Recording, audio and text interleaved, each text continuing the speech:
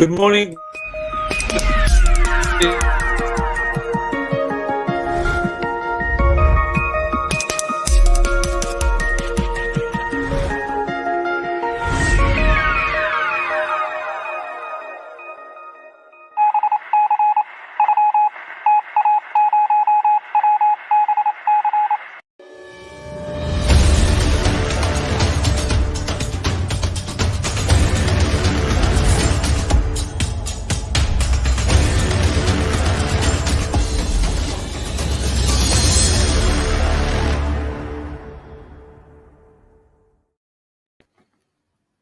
And a very good morning to you.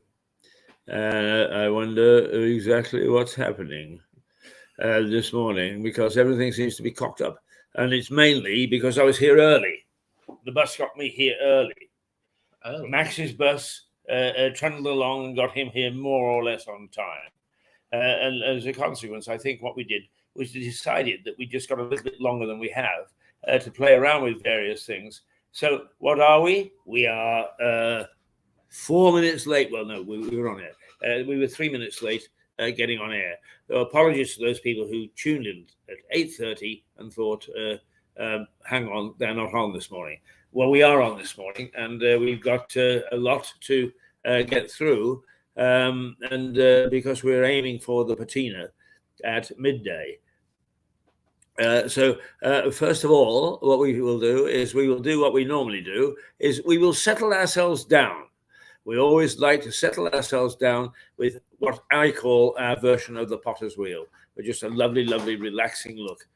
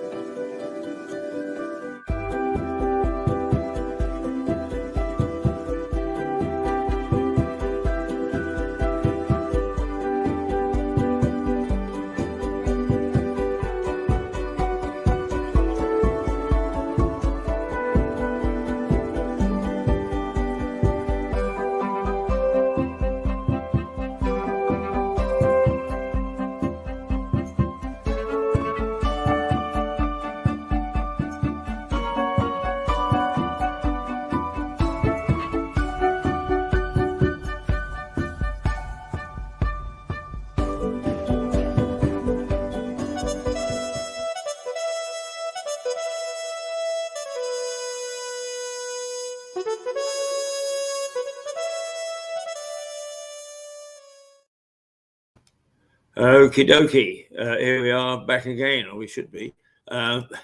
Yes, there we are, all settled in and ready to go, ready to hit the ground running with interesting, I think, headlines this morning in the papers, but not particularly anything in depth. I had to go searching for anything that is really terribly deep and is going to affect us on the doorstep. The main story is the Sun. A Tory whip quits over drunken gropes.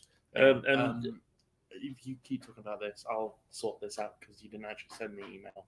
So just keep talking. Right, it didn't send? Yeah, I'll do it. Just right, okay. I'll keep talking. The main story in the Mirror is that Christopher Pincher, who is the deputy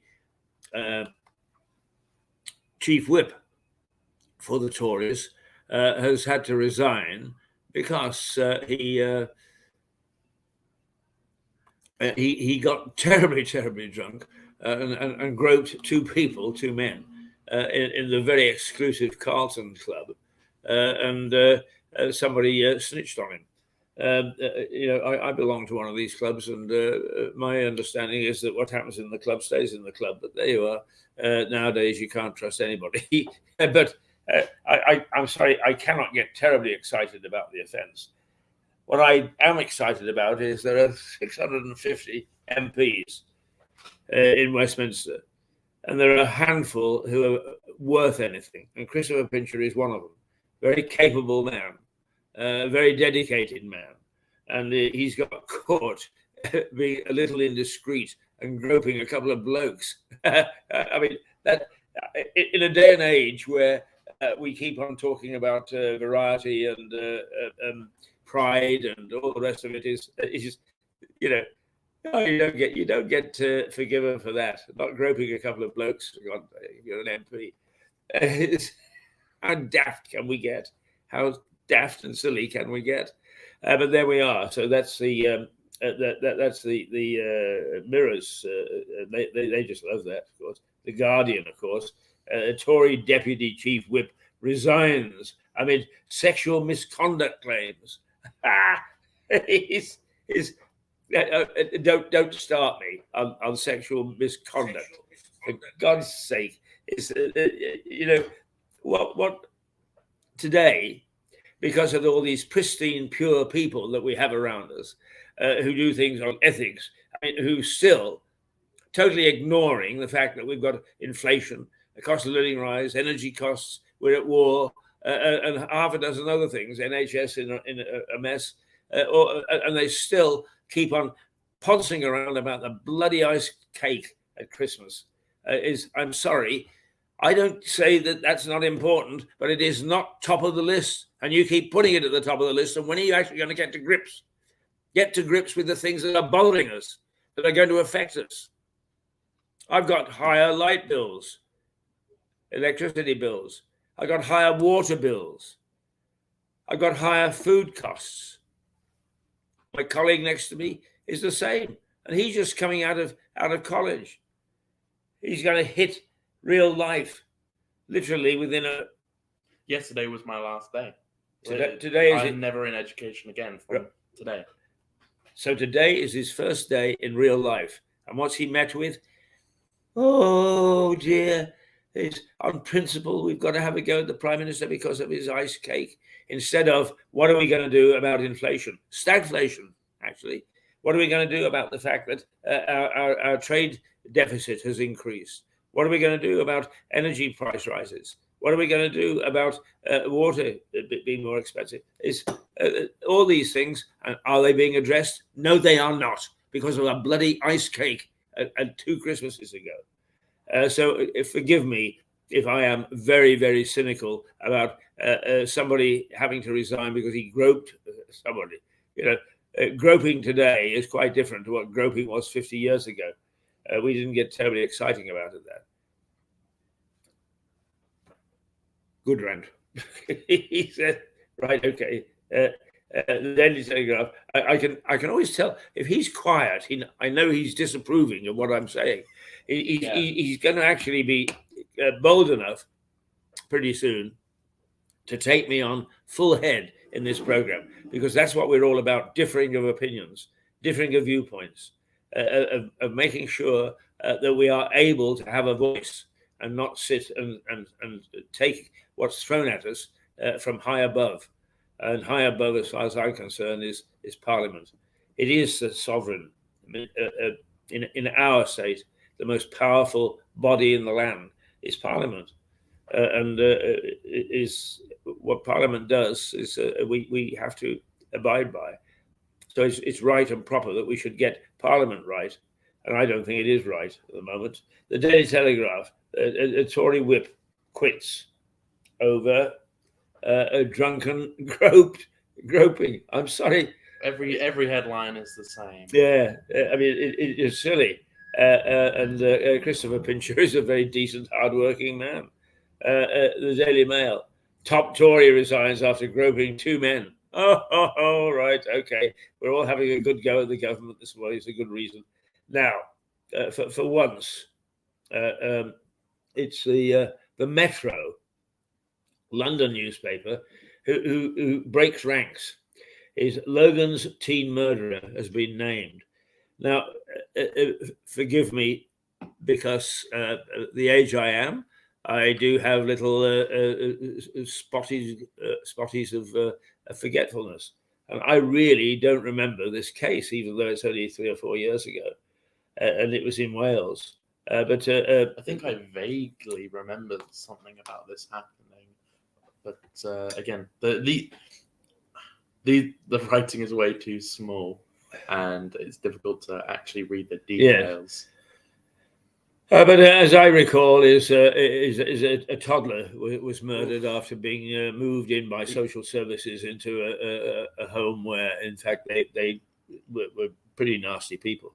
He murdered a 5-year-old boy who was his stepbrother, and then dumped his body in a river. And he was only 13 when it happened. That's Jesus. Yeah. But anyway, he's been named.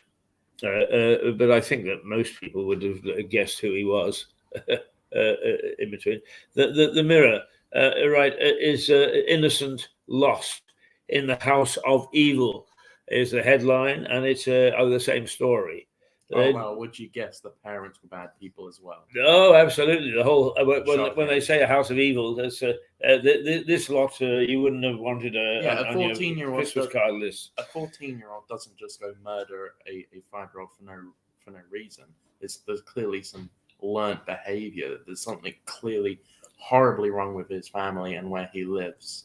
Well, my guess is that they didn't want the child, and they encouraged the whole family to treat him very badly, and it is a tragic little boy. But one of the things that it isn't said there, I mean, it is in the body of the story, is once again the failure of social services, and social services consistently are criticised when these things happen. And these things aren't entirely something that is not frequent. We're going to change. It'll all be different. It never is. No recommendations from either the courts or the police or Parliament are ever taken by social services. And the same thing happens time after time after time. And the same hand-wringing. And then who's sacked? Nobody.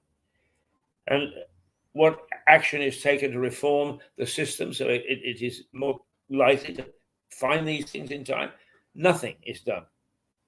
Have you ever? But we all wring our hands, right? Have you ever had to deal yourself with social services? Yes. You have. They are useless. Absolutely. That's you put it succinctly. Useless. Sorry, social services, but you are. Right. Number 10 plans a VAT cut to cause pain of rising prices, to ease the pain of rising prices. Now, this seems to me to be quite sensible. Foodstuffs, of course, are not subject to VAT, but a lot of things that we need on a day-to-day basis are. And if the VAT is cut, it's going to mean that we are paying less for some of these things, which means that the cost of living will slightly come down. What does VAT stand for again? Value-added tax. Value-added tax. Yeah. So, what would be easier is what things don't have VAT. Things like bread, eggs, the things in your shopping basket that are considered necessities are VAT-free. I think there are some things for school, like school books and that sort of thing. But you can almost guarantee that VAT is on 90% of what we buy. Now, what's always bothered me is that some people just quote a price with VAT included, and other people quote a price with VAT extra. Yeah, right. No, I had this recently. I went to a restaurant with a friend, and we only had a certain amount of money, and we were like, okay, well, we order this, and this. It comes to this amount of money. It's fine. It came to about £35. Like, okay, we have enough money to do all this. That's fine. And then we got the bill, and it wasn't £35. It was 40 something because VAT was added up. Yeah. No, that's naughty. Yeah, because and it didn't say anything on the menus. They didn't tell us. They didn't give us a warning. That was quite awkward. No, I mean, you've answered your own question that what other things have VAT on it, and that restaurant and so on. I mean, my guess is that the tonic drink that you've got there, Boost My whatever it is, has got VAT on it because it wouldn't be considered foodstuffs. That's my guess. Yeah. Right. Okay. Theresa May urges Johnson to ban trans conversion therapy. Now, you said that's the only interesting story from your point of view, Max. Yeah. And you know something about it. I know little about it, if not anything. So you tell us what it's on. Okay, so Theresa May urges Boris Johnson to ban trans conversion therapy. Conversion therapy in this country does not exist. It's not real. We don't have that. We outlawed that decades ago. Conversion therapy is when you are sent to a place to try to get the gay out of you or the trans out of you. And a lot of the times these places are horrible and they used to use like electric shock therapy and they're just awful places where Clockwork Orange type horrible abuse will go down. And they don't conversion therapy places don't exist today. What conversion therapy is today, as everyone talks about, is when a trans person wants to go through with the change and chop off part of their body, they have to go through therapists first to say, are you 100% sure?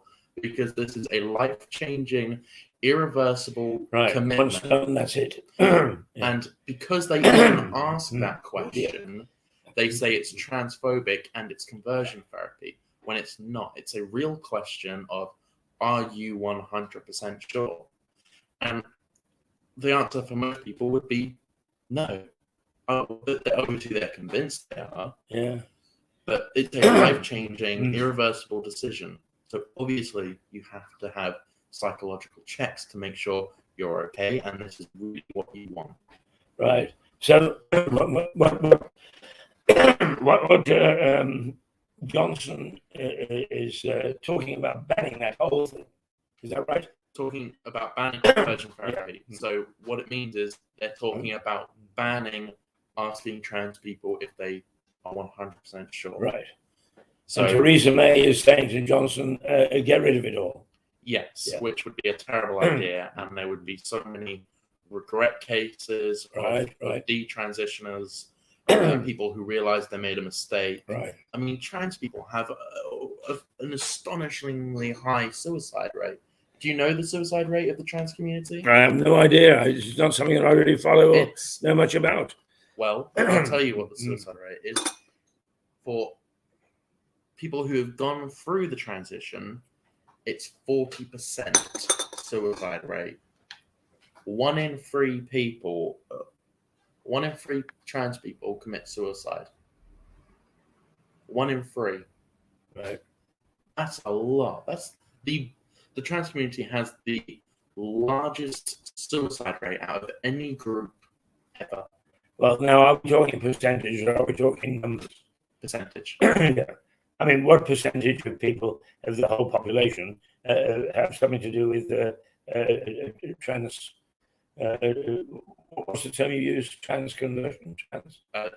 Transitioning. Mm-hmm. The percentage of people transitioning in the whole population is 0.1. Right. Yeah. So we're not talking huge numbers. No, but they change. Get right. The LGBT community are not even 1% of the population in this country. But then we have banners all over the country, and everyone changes their even here in the Independent, they change pride flags during the month of June to pander to this 1% of the population. Right. So actually, even though the authorities are making a big deal out of it, it affects a very, very, very, very small percentage of people who are involved one way or another. Is that right? Yeah. Right. But to put it into perspective of how many trans people do actually commit suicide, trans people have a higher suicide rate than Jews in the Holocaust. Wow. Yeah. Who made that comparison? Well, if you look at trans people, and look at it, but 1 in 3 trans people commit suicide. Yeah. What I'm saying is who is it that looks at those figures, I wouldn't know where to even start. I could find it. You can, right? Okay. So, and how many people do apart from the authorities? Any idea? What do you mean? How many people do what? How many people search the material to do with what did you call it? Suicide? Transitioning. Transitioning. Yeah. How many people are interested in transitioning? A tiny percent of the population. Yeah. I mean, I'm not saying that it's not right that we shouldn't pay attention to it, but by the same token, with everything else that's going on, I find that it's another one of those things where. But you have to kind of these exactly 0.1% of the population. Exactly. Yeah. Because if you don't, all hell will break loose. And you're the most equal. Yes, that's right. Yeah. They sort of have us by the throat, don't they? Yeah. Okay. Pressure mounts on sterling as the trade figures drop to the worst level on record. So our trading has not been good in this past month. And the FT says it has suggested it's post-Brexit. And I suppose really that's the logical conclusion to draw. For what? But so our trade figures, how much trading we've done internationally, and it's well down. I don't know how reliable that is as an indicator, because most of the stuff we export are services, and it seems to me that anything that I've read is that services are holding up. So I'm a bit worried about those figures. Who am I to argue with the Financial Times? Stuart had me by the throat arguing with the Financial Times. Right, okay. The last one. That's the last one. Paper. And they didn't have my lovely star there this morning. The star always gives us a nice little... right, you've been looking through the papers there. Anything that catches your eye? So there was one I saw, I was researching before the show. Ben & Jerry's and Unilever are currently arguing as Unilever is forcing Ben & Jerry's to sell their product in Israel. Now, Ben & Jerry's stopped selling their products in Israel about a year or two ago. Why? Ben & Jerry's is a strange company. I refuse to ever buy from them. I will never buy from them. But they are a really strange company because they're activists. They're not just a ice cream company. It's quite strange. I mean, they had a defund the police ice cream. And I was like, no, there's no way that's real. That's not true. I saw it online. I was like, okay, this kind of looks a little bit real.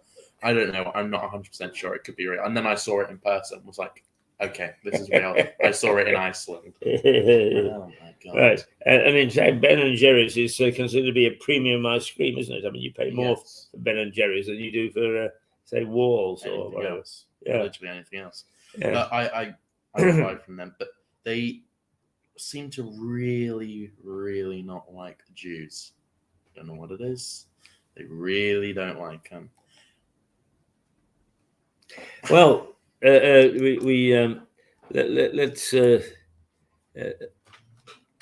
take a look here. Whether in fact we've got things to show. Well, we should have things to show. It's me trying to find the damn things.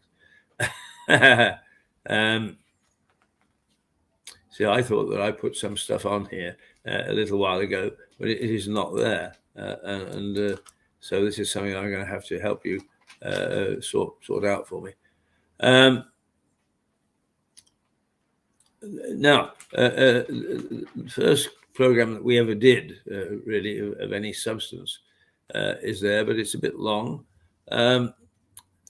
We showed, incidentally, while you were busy down at college yesterday, we showed your little feature. Oh, did you found again? it? Yes, we did.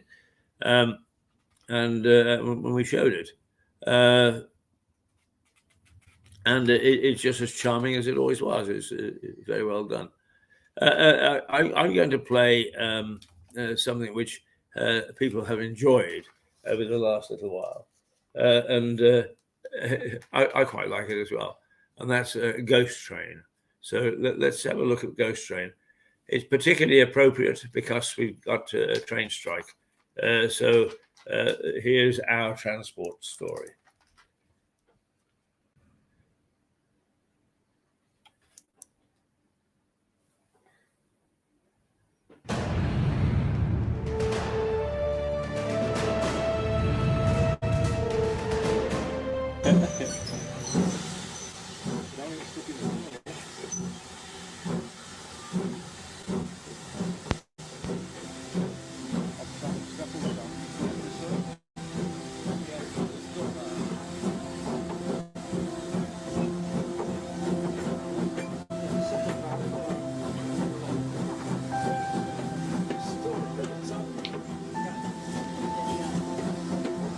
Many people find commuting by train tiresome.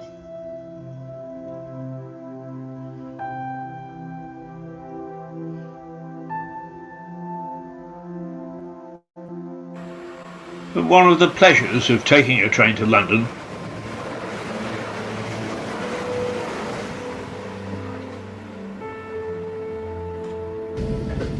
is that it passes through some of the most beautiful countryside in the UK.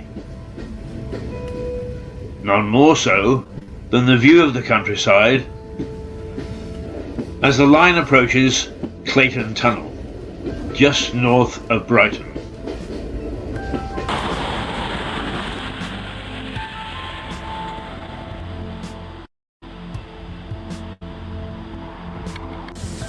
The tunnel is the longest on the line, at 1.25 miles, running under the South Downs.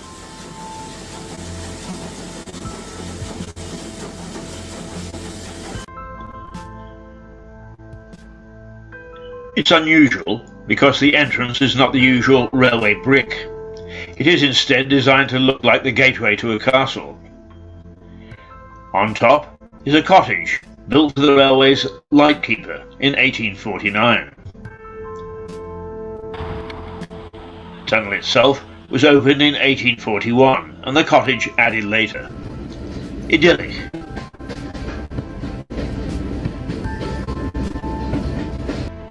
But after 1861 it became a nightmare, or at least for those who believe in ghostly goings-on. In August of that year, a night train left Brighton, travelling north to London. Partway through the tunnel, it stopped at what it thought was a danger signal from the lightman. The engine driver was correct. The railway official had indeed given a danger signal, but the train had rushed past him before pulling up. Thinking the train had cleared the tunnel, the unfortunate lightman gave the all clear to a following train.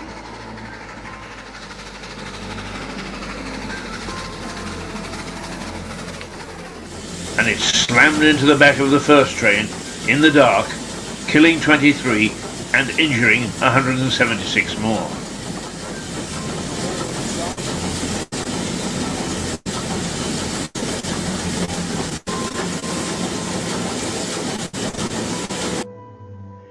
It was the worst ever accident on the line.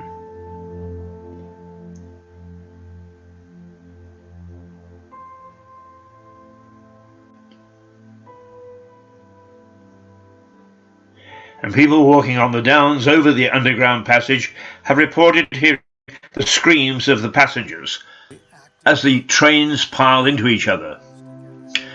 The line is now also a direct line from Lewes.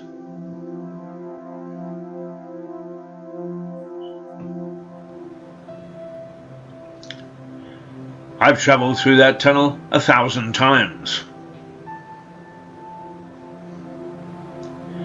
I've never heard a scream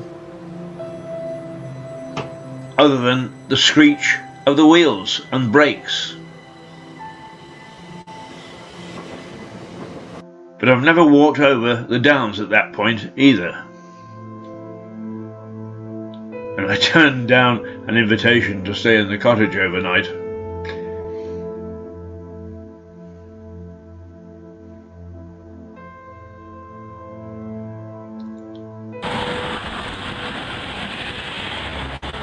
In fact, I get tense each time I go into the tunnel, knowing what had happened more than 165 years ago.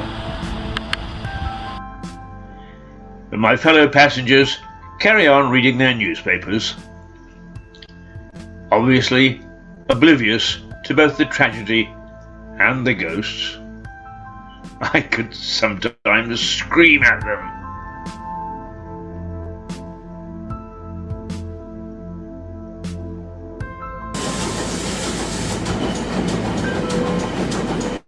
The ghosts of Clayton Tunnel. Eerie.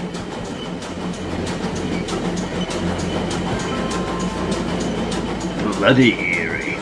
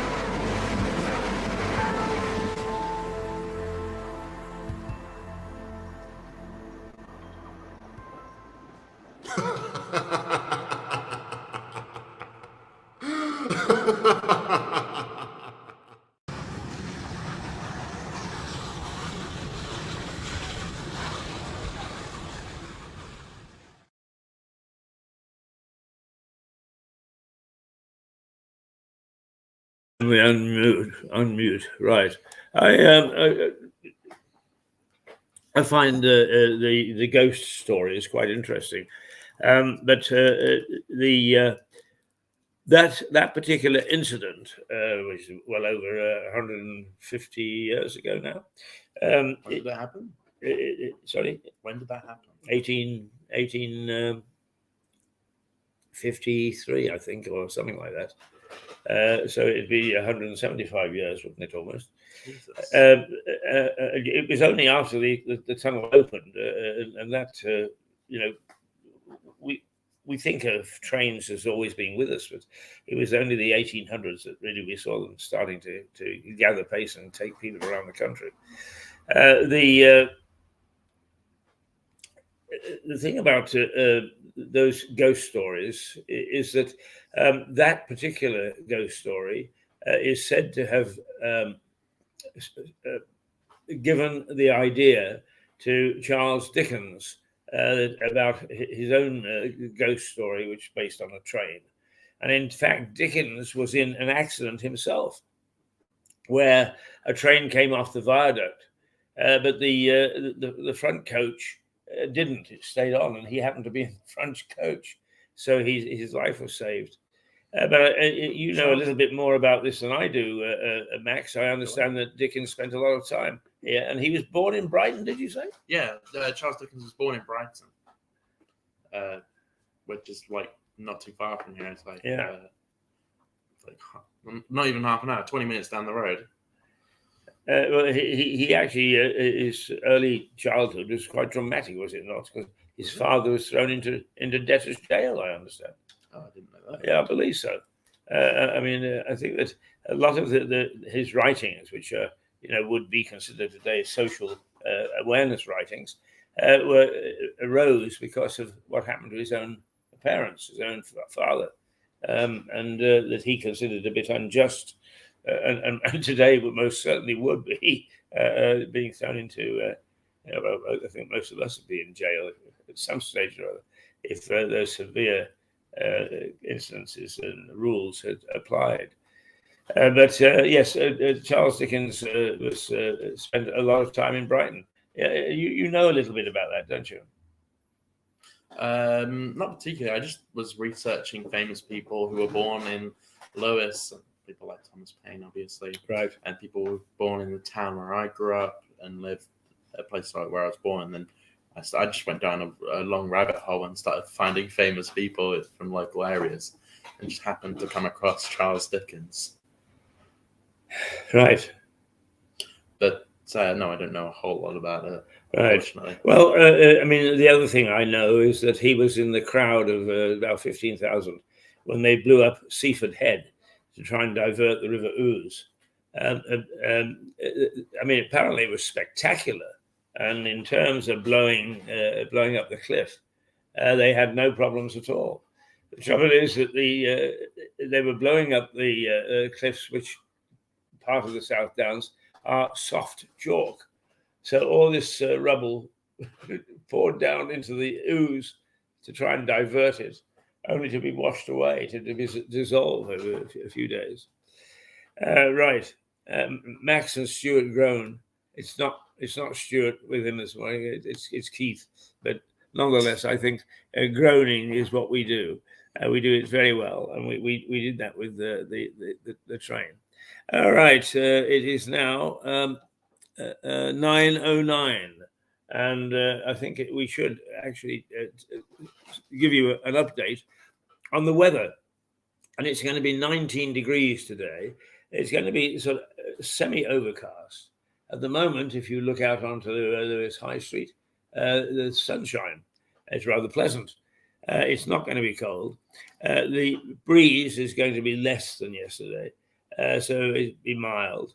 And all in all, just not too bad.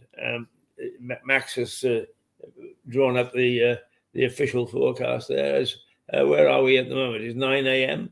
It's 18 degrees already. Yeah, and it's going to stay 18 degrees throughout the day. Tomorrow is going to be 18 degrees as well, so it's fairly consistent. And then the next day it's going to be 18 degrees as well. Well, the next day is 19. Oh, it goes up perfectly in order. Yeah, yes, right. We have an entire week of sunshine. Yes, and then next Thursday is going to be hot again, 24 degrees. Yeah. Although there is going to be some cloud cover, and that helps. Right. Okay. Now, are there any local stories worthy of note? I took a quick look this morning, but the only one I could find that is getting any prominence at all was the Patino, which we're going to cover. What have you found? Nothing local, unfortunately. But you found something of interest. Something national. Liz Truss defends plans to cut British Army by almost 10,000 troops. 10,000 troops. Right. I thought we were trying to get more people in the army. Yeah, because of this Ukraine-Russia thing everyone's obsessed with. What's Liz Truss's justification for this? They don't actually seem to say. It's just part of the general cutback.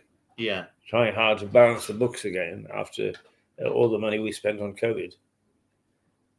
Yeah. Well,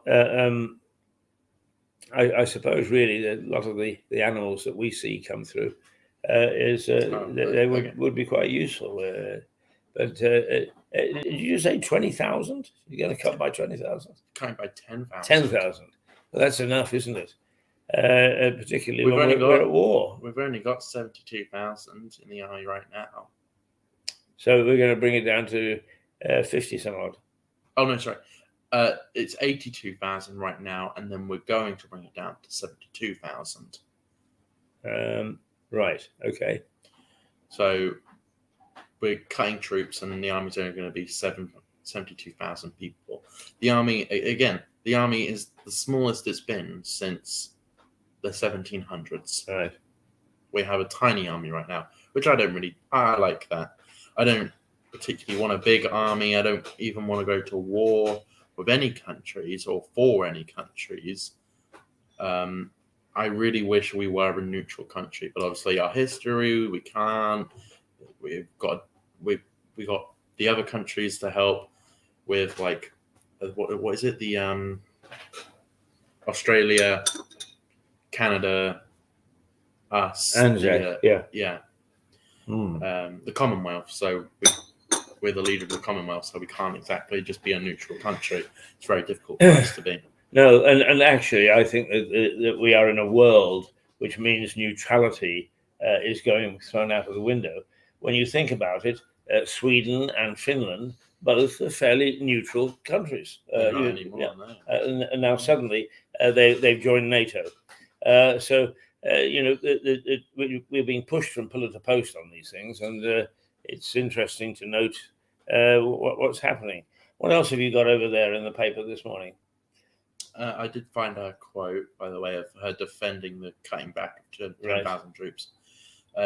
She said, we need to make sure that the defense capable we have is fit for purpose for modern world, and we face all kinds of new threats, whether it's cyber threats, threats in space, new technology, new weapons, and what's important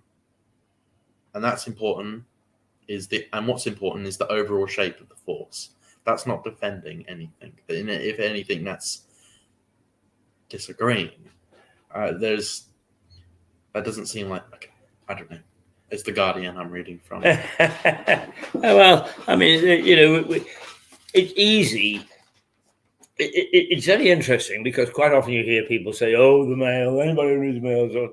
But the Mail is considered amongst the publishing, news publishing business, to be the leader. What it is one of the only conservative papers, isn't it? Well, the Express is as well, but generally speaking, is if you look at it as a paper and take away the political things, it's a very good paper and considered so by professionals in the industry. But if you actually listen to people who are complaining about the Mail, is they always get into the political side. In other words, they only look at why they don't like it because it doesn't represent their politics. That really has got nothing to do with whether it's a good paper or a bad paper. And I think that probably the Guardian is the same, God bless it. People don't like the Guardian who don't see it share its political persuasion. No, I don't share the Guardian's political persuasion. Right. We've got that established. All right. Halifax. What the hell does that say? Exodus. Exodus from the Halifax over Banks woke badges. So you see this a lot. It's called. It's quite a huge phenomenon, actually. It's get woke, go broke. Have you heard the saying? Yeah. Well, companies keep going woke, and so like Halifax here have gone woke with their new badges. They now have to have their pronouns on the badge. Do you know what pronouns are? Yes, I know what pronouns are. So you have to have she, her, hers, he, him, his, or they, them, theirs, or these, them, God, whatever. And you keep going on. There's an infinite amount of pronouns. It's ridiculous. Yes. I totally agree on that. Because they go woke, people leave their company. People don't want to work for them, don't want to be their customers. Right. Same reason I won't buy from Ben & Jerry's. They are the wokest company to have ever existed. And I won't obviously be going to Halifax as my bank, but there aren't many choices, and all of them are as bad as each other with this issue.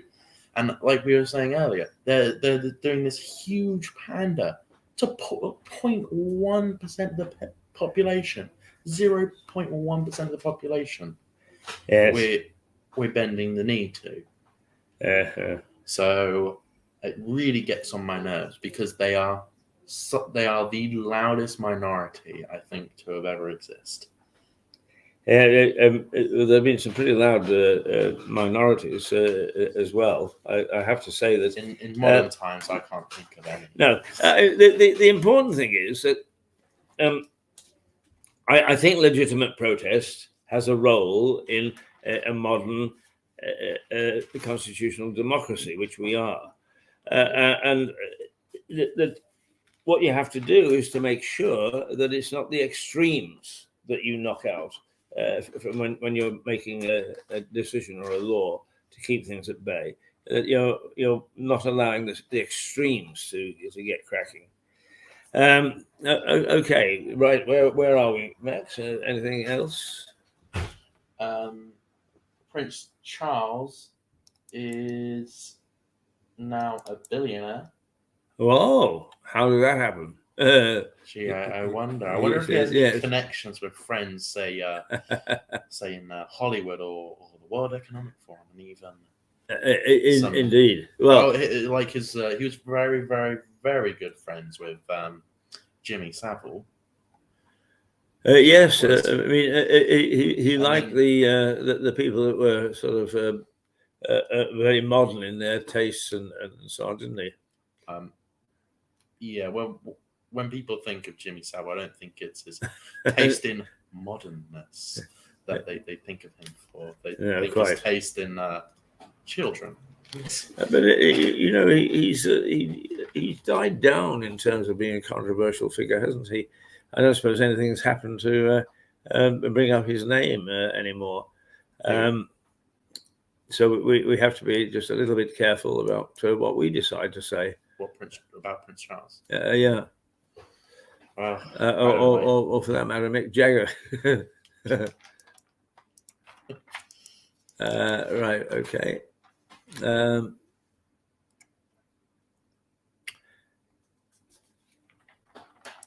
Let's see if we've got anything here. I've got something here called random. Let's see what random is. It's a nice game we're playing because we have no idea what these things are.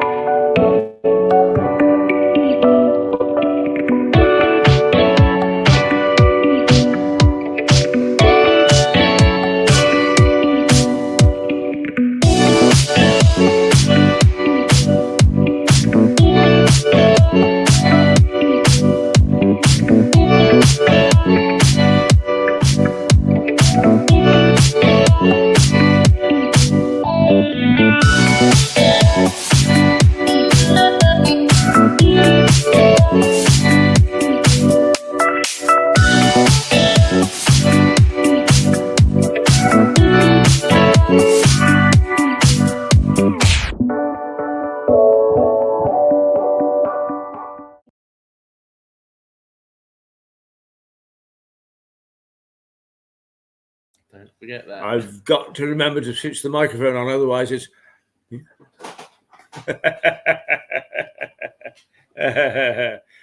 Right, Max. Come on, you keep suffering with the transport system. Now, first of all, I assume that you stay up to date. The bus drivers aren't going to go on strike, are they? No, the bus drivers don't often go on strike. I can't remember the last time they actually went on strike for my local one. At least they're always. I mean, my local bus company is Compass Travels. They are quite expensive, unfortunately, because no one particularly uses them. It's one bus an hour, and it goes through all the rural villages. All right. So there's not a whole lot of people to go on the buses. So it's quite expensive, unfortunately. But they're very good. They're very nice. And yeah, but the big metro buses are pretty much unaccountable for, and the Brian and Hove ones. The thing I like about the local bus company is you actually know the drivers because they are a part of your community. Yeah. They live in the same villages as you. They might be your neighbor. Whereas Brian and Hove, Metro Bus, London buses, it's the same with city police and local police. Local police are a part of the community, and city police are unaccountable, really. That's why I love living in this place, like living in the countryside. Yes, but then again, if you're talking about police and so on, it's just a long time since I've seen a policeman on the beat. No, I don't see many in my local village. There's occasionally I haven't seen her in quite a while, but there's always a police officer doing the rounds on her bike. She had a police bike. Really? Yeah. Oh, I haven't seen that. Have you not? Oh, that's that's Not like a motorbike, a police bicycle. bicycle. Yeah. Well, I didn't know police bicycles still existed. Well, yeah, they go up in all like the little streets and stuff, and like go through. Because they can go through alleyways. It's easy. Yeah, but no, I haven't seen them for about a year or so. But it used to be quite common actually in my village. Ah. How many people in your village? In Cookfield, there's only 3,000 people, whereas Lewis here is 15,000. Yeah. But the local police station, to me, actually closes at 9 o'clock. That's how nice of a place it's great. The police station closes and closes early on Sundays. Don't bother me with crime. Right, it's 9:23. Let's see if we can find just a nice little gentle one. We've got some good stuff here looking back, but most of it is quite lengthy. Let's. Well, it's promo 3. How long is that? That's a short one. Is a short one. Mm-hmm. Okay.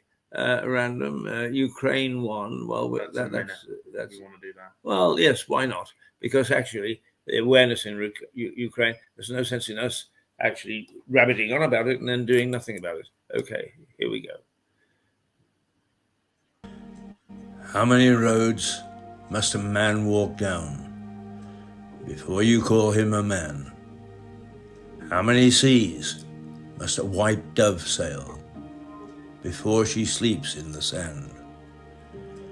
Yes, and how many times must the cannonballs fly before they're forever banned? The answer, my friend, is blowing in the wind. The answer is blowing in the wind. Yes, and how many years must a mountain exist before it is washed to the seas? And how many years can some people exist before they're allowed to be free? Yes, and how many times can a man turn his head and pretend that he just doesn't see? The answer, my friend, is blowing in the wind. The answer is blowing in the wind. Yes, and how many times must a man look up before he can see the sky? And how many ears must one man have before he can hear people cry? Yes, and how many deaths will it take till he knows that too many people have died? The answer, my friend, is blowing in the wind. The answer is blowing in the wind.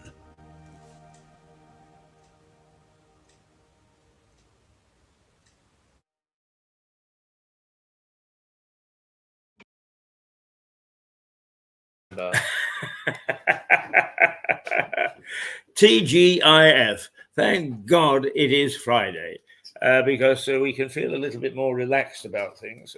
And since we've got a nice end to the day by covering Patina, I'm feeling sort of very laid back. And now it's 9:26, 9:27. I think we can take our break, Max, don't you? Yeah. But let's just go to the potter's wheel first.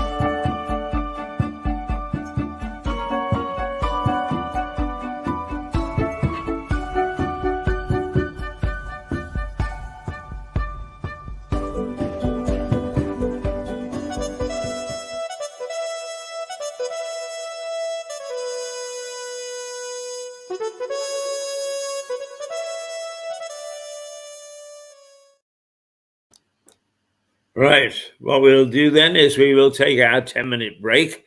in preparation for an Odyssey. We will be back in about 10 minutes with our second part, Fares from the Heart. And then at about 11 o'clock or so, we will take another short break before we will prepare to cover Patina.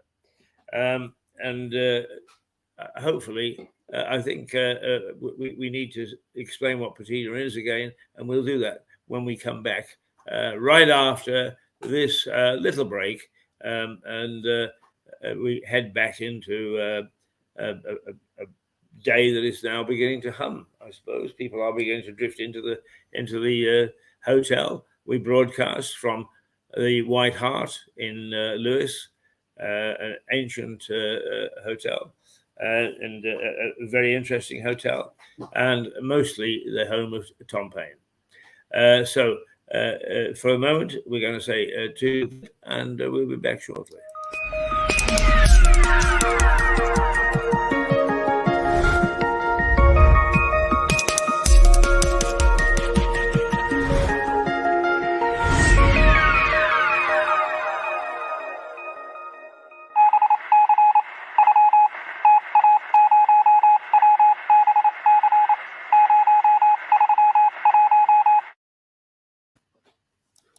Well, there we are. We've got caught